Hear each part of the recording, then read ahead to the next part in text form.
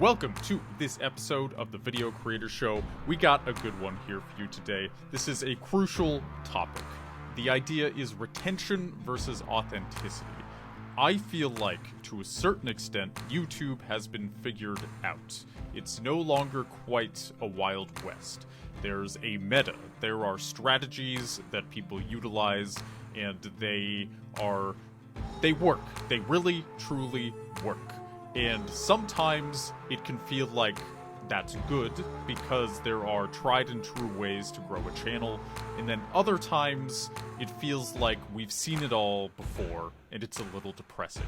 So today we are going to talk about retention versus authenticity.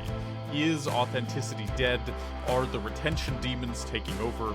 And what can we do about all of this? We're gonna dive into the philosophy, kind of our personal thoughts as experienced YouTubers, and really just get our hands dirty with all of this, and ultimately give some advice on how can we stay authentic? How do we be honest in our storytelling while still utilizing these sort of retention tactics? So all of that and more here with me and Augie Johnston.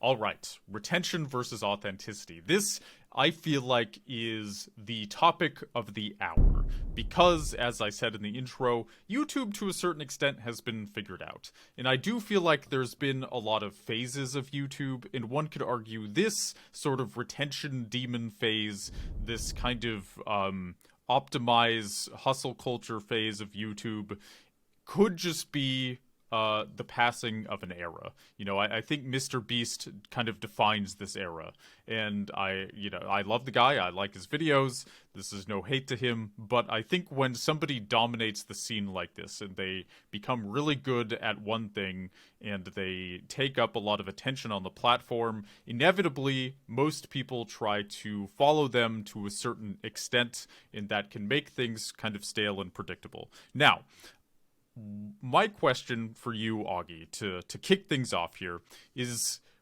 do you watch YouTube to be inspired, or do you watch it to be distracted? And this is a big question that I think ties into this a lot. So you might say a little of both, but if you're honest with yourself, do you watch YouTube to be inspired or distracted? I gotta say, like you just said, it's a little bit of both. My real answer would be about 50-50, but if I was to sway in one direction, it would be more to be distracted, man, to be honest. Like, if I want to be educated and learn, like, I'm probably watching an online course, because I'll buy up online courses like crazy, and then a lot of times not go through them. So if I want to be educated or inspired or in that kind of way, I'm in an online course. With YouTube, I'm opening up the app on my phone, and I'm just swiping to see what could be entertaining while I eat this bowl of cereal. You know, I think most people can relate to that, right? Like, as soon as lunch comes, especially if you're like out and about and you're eating your lunch, like you're flipping open your phone and you're looking at the YouTube app while you eat. Mm-hmm. Yeah, and the question is, like, what happened? Is this because we grew up? Because I feel like I used to watch YouTube, or when I was younger and I would watch any online video. I mean, if I go back to when I was 12 and I was watching Newgrounds animations or something, there was like a specialness to all of that. Whereas now, you're right. I feel like I'll make dinner, I'll sit down, and I'll look for like a YouTube video to watch while I eat. And hopefully it's something that does inspire me to a certain extent, but I feel like most of the time I'm on YouTube is I'm just kind of on the app looking for something to like fill my head, whether that's shorts or whatever. So in that sense, I do feel like the game has changed, and this is why retention has become more important, I think, than authenticity, because a lot of people are on YouTube like us to kind of be distracted. It's like, it feels less important for the average person to that a video changes the way they look at something or shows them something they've never seen before. They are just looking to have some noise while they're eating their cereal. And so I guess, like, do you think this is a problem? Like, is this a sign of bad times? Are we jaded? Like, what is this, Augie? Like, why are we experiencing this kind of malaise? Yeah, I don't think there's anything negative about it because it's not like YouTube is such a like multi-purpose platform. Like yeah, like we might say, we mostly go on there to get distracted, but some people that aren't like you and me who are into social media, always on their phones, always kind of online working as part of our jobs, they they might only open up YouTube to search for an answer to a problem they have. Like you and I are kind of like different types, right? We're not the common YouTube viewer who is just using the app differently, I guess, than us. I don't know. Maybe I'm wrong on that, but I do think that since we're like in it as YouTube creators and just the people that we are, we use YouTube a little bit differently, maybe. Because I know, like, for example, my mom, right? She would open up YouTube and watch like interior design type YouTubers that show you how to design your home and, paint your fireplace and do all that kind of stuff. And she's kind of looking to learn. She's not just looking to get distracted. She wants to find a new project that inspires her, and she wants to follow the tips and tricks of that video and actually do it. And so that's how she uses the app. And I think, like I said, it's multi-purpose. I think everyone views YouTube differently. I think there is the distraction type people, and there's the want to learn type peoples. There's the want to get inspired type people. That I know a buddy of mine, he loves watching motivational videos. Like that's his thing on YouTube. So as the viewer, I feel like it's all across the board, and that's the reason that YouTube is what it is because there's something there for everybody. But on the creator side, I know we'll dive a little bit deeper into that later. Creators are facing that problem of authenticity versus retention on when they're creating their videos. But us as the viewers, I think it's a little bit different. Mm-hmm. Yeah, and the kind of last thing I want to touch on with this point is I think why this has happened, at least partially, like a huge reason, is TikTok in short form content. I think it has trained our attention spans. So I actually ended up uninstalling the YouTube app from my phone because I was spending too much time watching shorts. And within a week, I started reading books again. Like, I couldn't read a book. This was a problem. I think CoffeeZilla actually talked about this on a podcast recently, but I've had the same problem. And when I uninstalled the YouTube app from my phone, I stopped watching shorts. My attention span changed, and now I'm more interested in, like, within a week.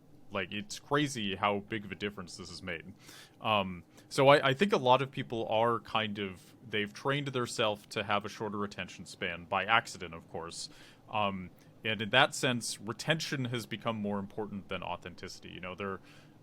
They are looking to be distracted. We are looking to be distracted. And I think this has robbed the platform and maybe all social media of a certain level of authenticity. I kind of sent you a podcast clip. It was from Colin and Samir's podcast, Creator Support, where they kind of talk about YouTube and the ins and outs of it, what it's like to make videos for it, run a channel. And they talked about YouTube in 2017 and kind of Casey Neistat. Like, if you watched his videos back then, it felt like he was always doing something new and innovative and showing. He would like do mundane things, but it would somehow seem really interesting and new and epic and just fascinating. Now there's less new, fascinating ways of storytelling that are happening on the platform. It's all kind of based on retention, often this kind of Mr. Beast style. And I think short form content has been a huge reason for this shift. That I think is just important to note. Like, we'll put a pin in that. But now I'd like to move on. Like, is part of you sick of YouTube? I feel like when I uninstalled my app on my phone, I was kind of sick of YouTube, and it's my job, of course. I'm never going to totally separate from it, but there's like a part of my brain that feels oversaturated. Like, there's a bombardment happening. Like, do you relate to this? Is this just me? I just feel like there's too much going on and too much noise, and I don't necessarily know why or what it means. What do you think, Augie? Is it just me? Do you have these thoughts? Yeah, I think it is just you. No, not really. But I'm not sick of YouTube at all. Like, I am not. I have my issues with it, and they're not big ones. But, like, for example, one issue that I have is, like, when I open up my homepage, I want new creators to be showing up there. I don't want to see just the guys that I'm subscribed to, and maybe they have a new video, and YouTube's putting it on the homepage and recommending it to me. Like, I want YouTube to understand, oh, look, Augie likes to watch, business videos and basketball videos and this kind of video. And when I open up the app, I want them to show me new creators that are creating that type of content, not the same ones creating it over and over and over again. And maybe that's not the same for everybody, but for me personally, I might watch a good video from someone that got recommended to me. It's the first time I watched it. I might watch another video. I might then hit subscribe. But it's like I don't only want to see that guy's videos now in my feed. So that's one issue that I think I have with them is so many times I open up the homepage and I'm disappointed. Or I'm like, okay, yeah, I'm going to eat this cereal. I'm going to watch a YouTube video. Boom, open it up, swipe. Can't find anything. Can't find anything. Yeah. And that is a new thing to me. Because before, like, I feel like there was always something that I would find. And I don't know. I think part of the problem with that is that I have so many YouTube accounts, right? So I have, like, one for this podcast. I have one for my personal channel. I have one for my basketball channel. I have another one. And so I'm always, like, watching videos, like, on different accounts.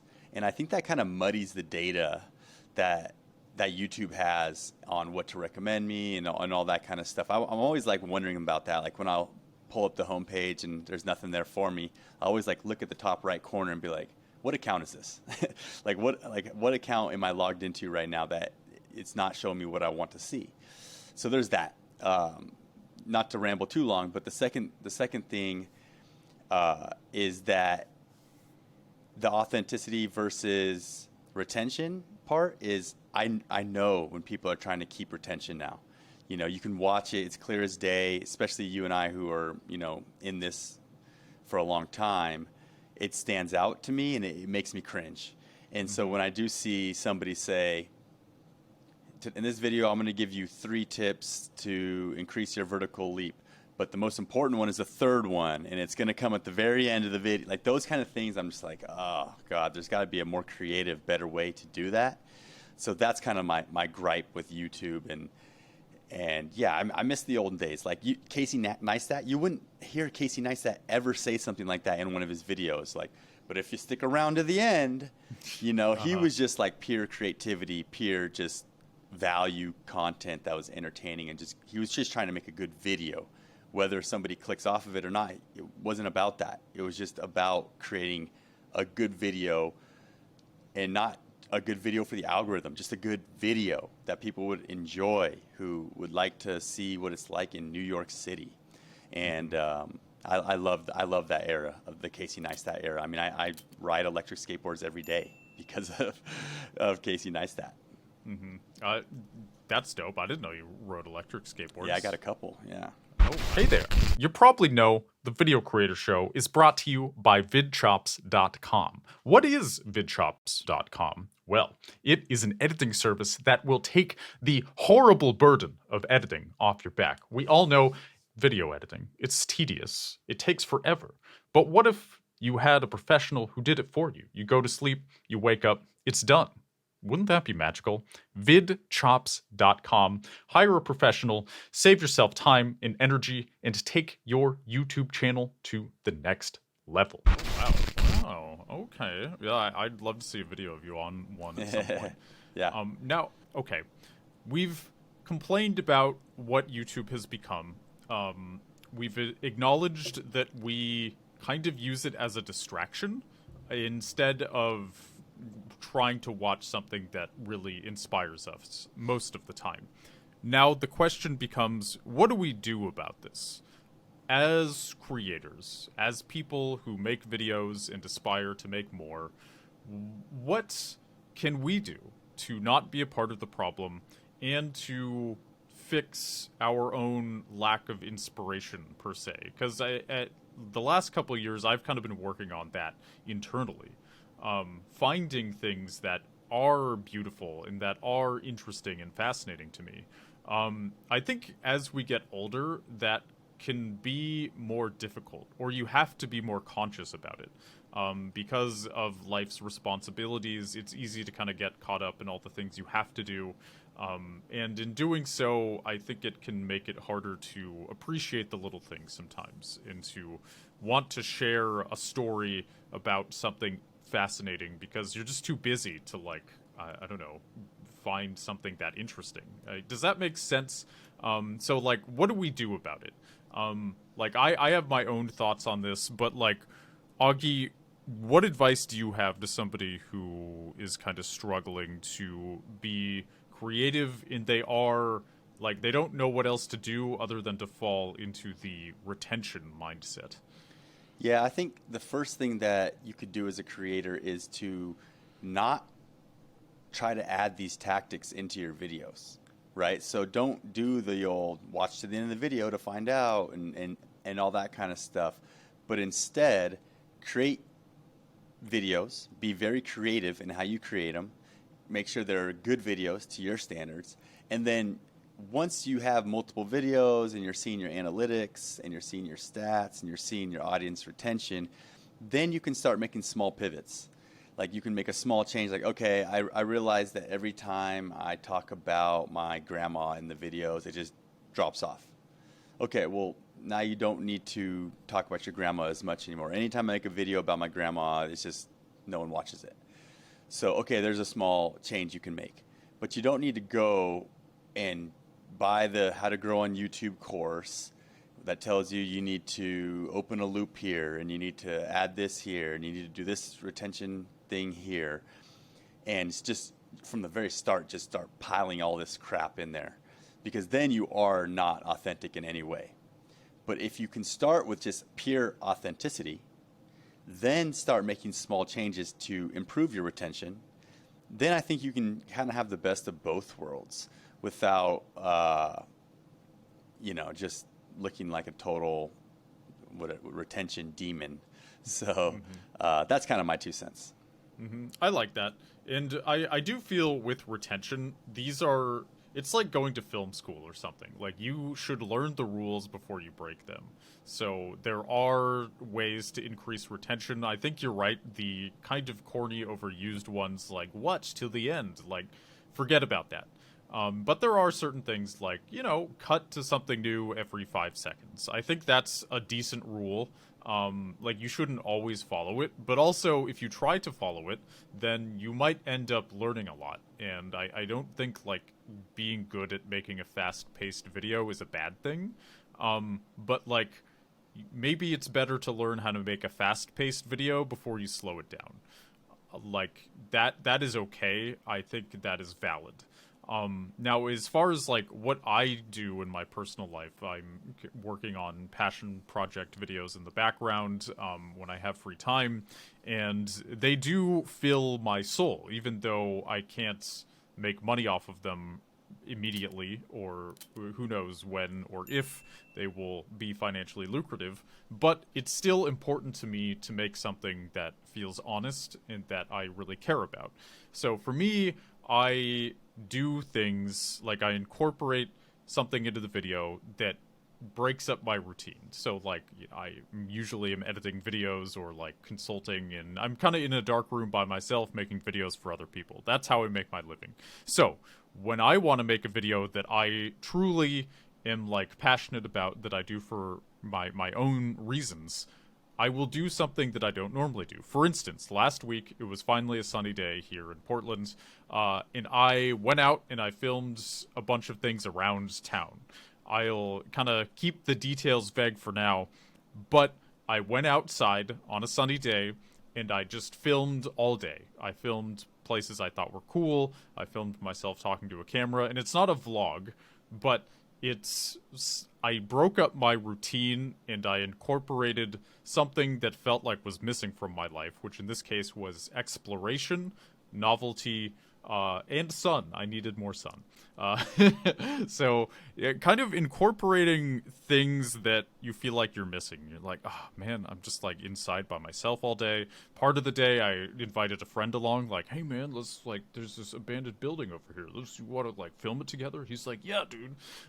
So just like fun things, do fun things. And that was a really important day for me. I feel like I remembered why I got into video production in the first place. So that is some kind of tangible advice that people can use that I have used to get my inspiration back. Like, have you done anything kind of similar to this at all? Yeah, I mean, as far as like inspiration and just having fun creating videos, like I love to film my kids. Like I'm constantly with my phone out filming them. Like I have quite the library of footage. Like it's probably close to a terabyte of Oh wow. footage, yeah, of my kids. Because every single day I'm recording something that they're doing. Um, and so, yeah, like that, I always think about all the content that I create there and stuff. I don't post it anywhere. It's in a Google Drive. It's always on my mind though to think, well, maybe I should start maybe some sort of not a YouTube account, but maybe an Instagram account or something like that for my oldest son because he does have Down syndrome. So I feel like the content of me filming him could help other people who maybe has a child born with Down syndrome and can maybe is looking for what's it going to be like, what is my life going to be like with this child, and because that's what I did when he was first born, you know, and I found accounts that kind of confirmed to me like it's going to be okay. Look at this, you know, young boy. He's beautiful. He's awesome. He's just like everybody else. And so, yeah, as far as inspiration and stuff I need, like I'll have days where I'll go and film a bunch of stuff with them. We're at the park or we're out and about, and that kind of sparks it in me. We're like, man, I got to get back to creating videos. This stuff is fun, whether it's about my kids or not. You know, for myself even. Those are the moments though where I get excited. Other times too, it's like I'll run across a new creator on YouTube who could just be creating talking head videos, right? Let's say they're giving you advice on how to invest in the stock market. Okay, that's their channel. It could just be sitting in front of the camera doing a bunch of zoom ins and zoom outs and animated text, but they create a new format, right? They are using storytelling, for example, and they're telling stories about people who have invested in the stock market and lost their money or made big gains and stuff like that. It inspires me too because they're kind of not taking the easy way out and they're using their creativity to create really good videos. And those kind of creators are awesome because they are not retention demons. They're not using those gimmicks, but they are creating videos that keep people watching because it's a new format. It's very entertaining, and they're using stories, and it's kind of the Casey Neistat thing. Like they're just making good videos, and that's kind of the recommendation that I would have for anybody that's watching or listening to this right now is how can you use stories in your videos? That's the best way to keep retention. It's not, you know, it's not the gimmicks, the trick here, the fast cut there. It's like just being interesting, like living an interesting life or being able to embed stories into your content is going to help keep people watching without giving them that bad taste in their mouth of like, oh my God, I just watched that whole 20 minute. Can I get my 20 minutes back? Like, what do people say all the time? Like, that's 20 minutes of my life wasted or whatever, you know? You do feel like that sometimes after watching a video, especially when they're like, you're going to learn it all at the end. And then you get to the end, you're like, they didn't even give me anything new, you know. Like the last tip was actually the worst tip, but yeah. So that's kind of my input there. Yeah, I totally agree. Like at the end of the day, this is all storytelling, Hmm. and I think that is the oldest form of entertainment. It's somebody talking charismatically about something interesting.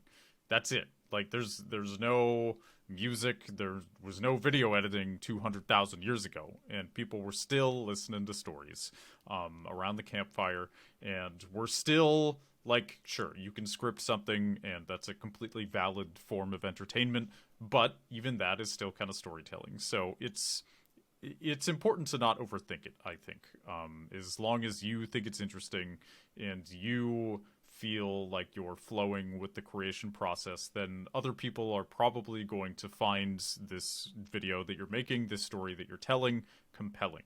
Now, um, the next thing I want to talk about is kind of reasons for creating. I think one reason YouTube has fallen into this retention slump is because I think a lot of people now, because there's so much information out there about how to succeed, and there is somebody with um, a very in-your-face style, kind of Mr. Beast, of course, who is succeeding so heavily.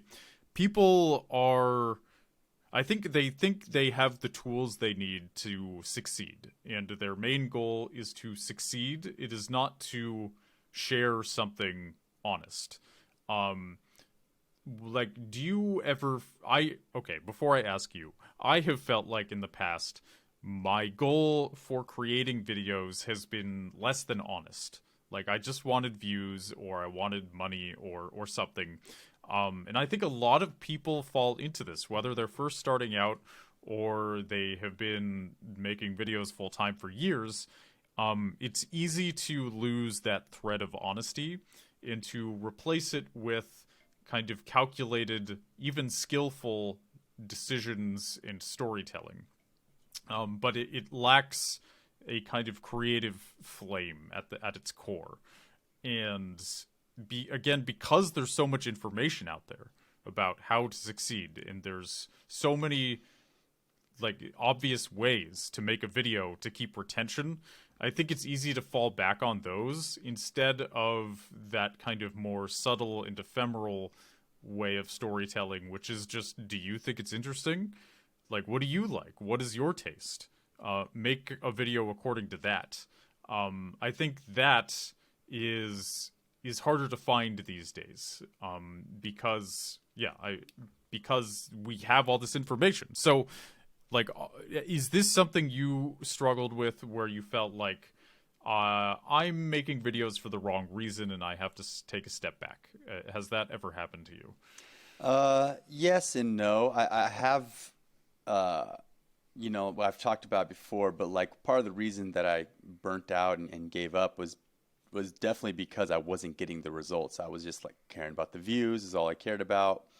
I wasn't caring about, at that point I wasn't even replying to comments and stuff like that. So I wasn't like, my head was in the wrong spot. If I would have been more like, let me just listen to my community, let me serve my people, instead of being like, what? I just spent 5 hours on that. How come it's getting low views, Then it would have been different. Like I probably would still be creating videos on that channel today, So that's definitely a piece of advice for people who are just about to give up because they're not getting the views, is focus on your community, focus on the people that are there, and serve them, and I think that'll work out better for everyone. So yeah, I mean there was a point where I was like that. And the whole thing about, now that we know how the algorithm works and that information's out there, and I people are making videos for the algorithm now, and I do miss the kind of more personal YouTube channels. I feel like I don't watch any of these type of channels anymore, but I would. But I feel like YouTube's not recommending, and these are the type of channels like the title of a video, for example, would be like "Last Weekend Sucked."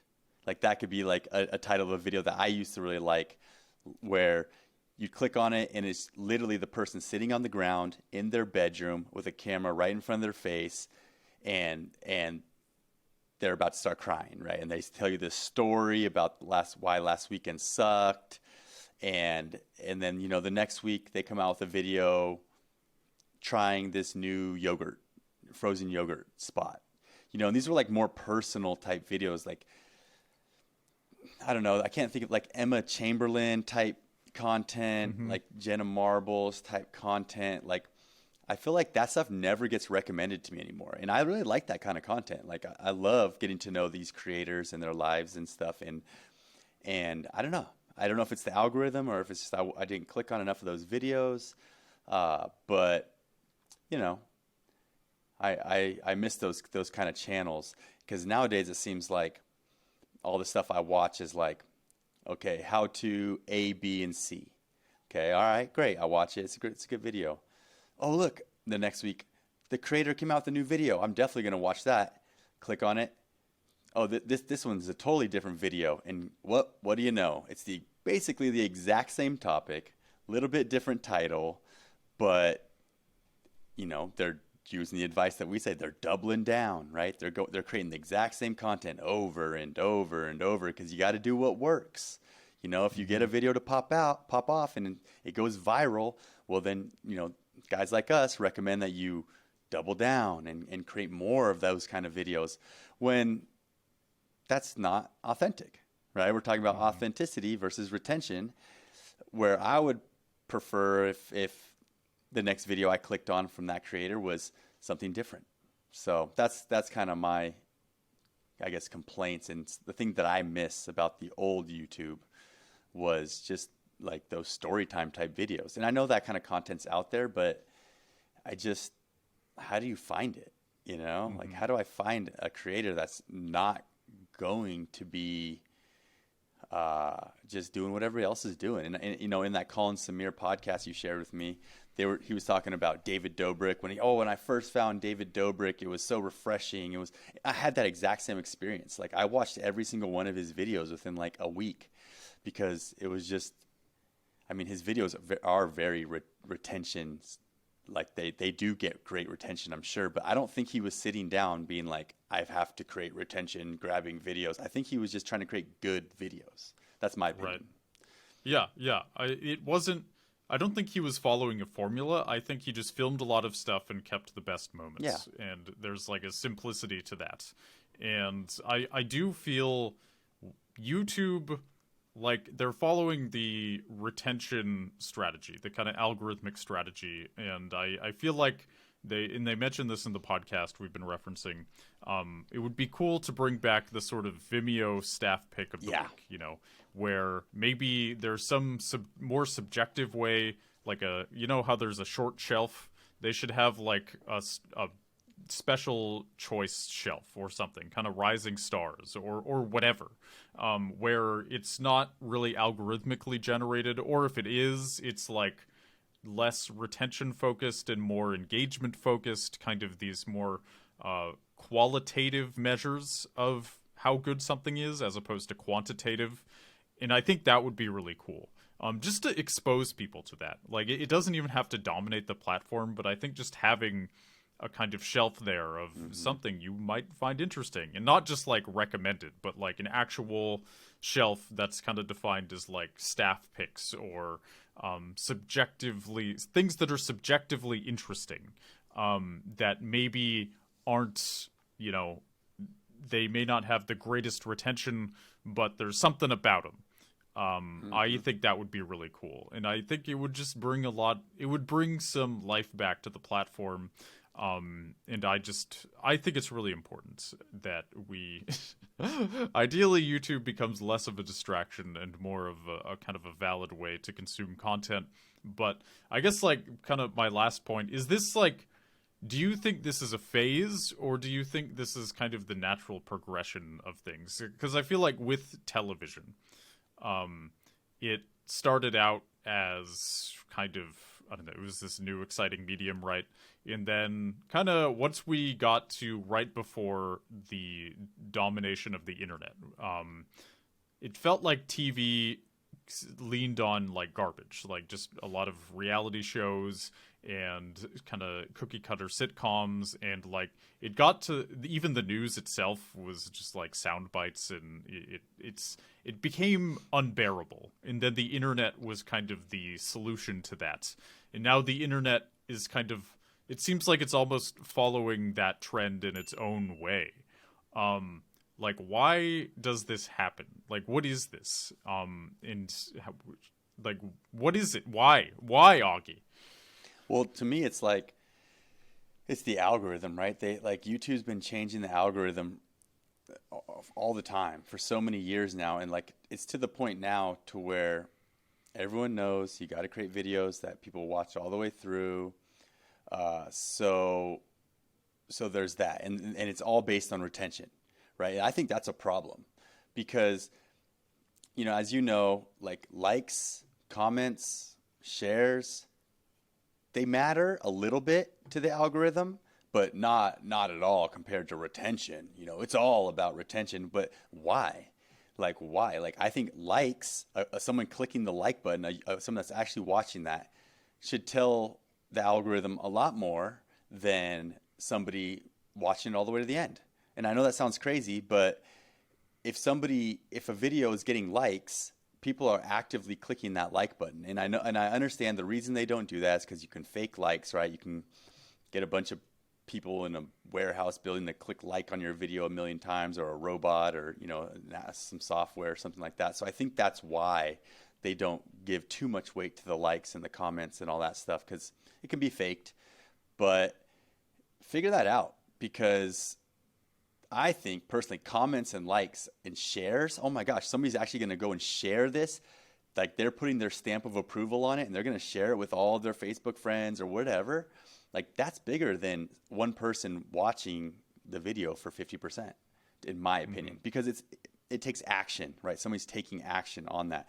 So maybe there's that way that they can improve the algorithm so that it's not just triggering all these people to create these retention hacks and keep people watching. And I can't remember what we said last time in the podcast, something about we're just trying to suck every last second out of these people's lives to keep them watching our videos.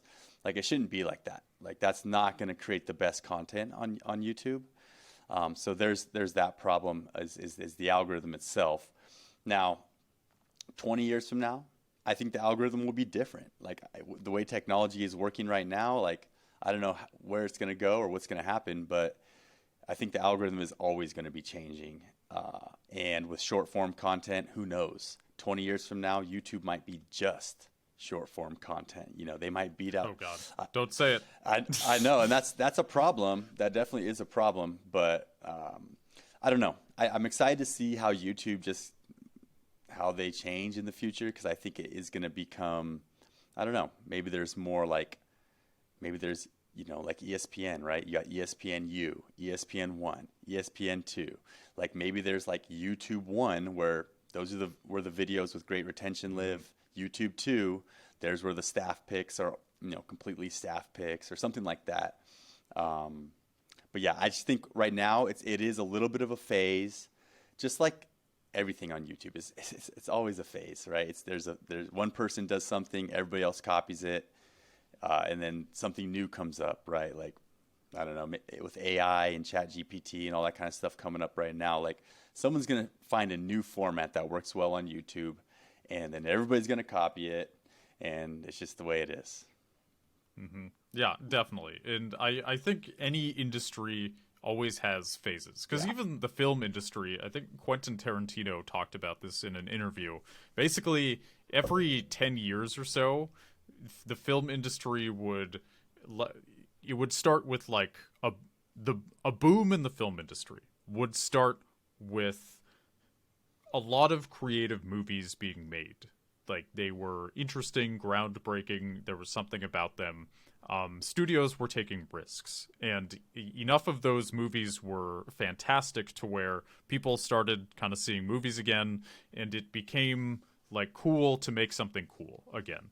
So there would be this boom, and then it would kind of reach a pinnacle, and at some point film studios were kind of just trying to cash out again at the peak. You know, they would just like, instead of making this kind of risky movie, we don't know if people are gonna like this movie. Let's just make another pirate movie or another mafia movie or whatever. You know, they kind of take advantage of the peak. They try to cash out, and then over the next few years, people get less interested in movies again, and everybody's like, "Oh, movies are boring now." And then what happens? Well, now they need to take risks to try to get people back into the theaters, and then the peak ends up happening again, and the cycle repeats over and over and over again.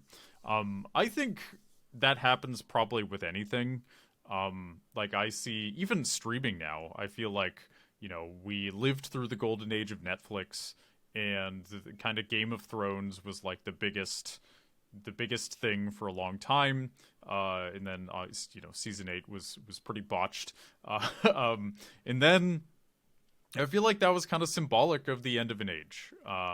Where now it feels like the biggest things on Netflix are kind of more basic. So maybe entertainment in general is kind of going through a basic bitch phase right now. And it's just a matter of time before something breaks us out of it. And I think that's a great note to end on. I think it's positive. I think it's true. And I think this is just a passing era. And we must remember this, that the retention demons will not necessarily be the dominant ones forever. Yeah, no, I agree. And I think for those listening, like, do realize that, yeah, you do have to create videos that keep people watching on YouTube. Like, we're not just saying that you don't need to do that, because you do. Yes. If you want to succeed. But there's just ways to tastefully do it, I think. And that's kind of what you're looking for, is how can you be authentic and still keep people watching? If you can do that, then you will win on YouTube. So true. And with that, that's it, people. I enjoyed this one. I think it's beautiful. We'll see you in the next one.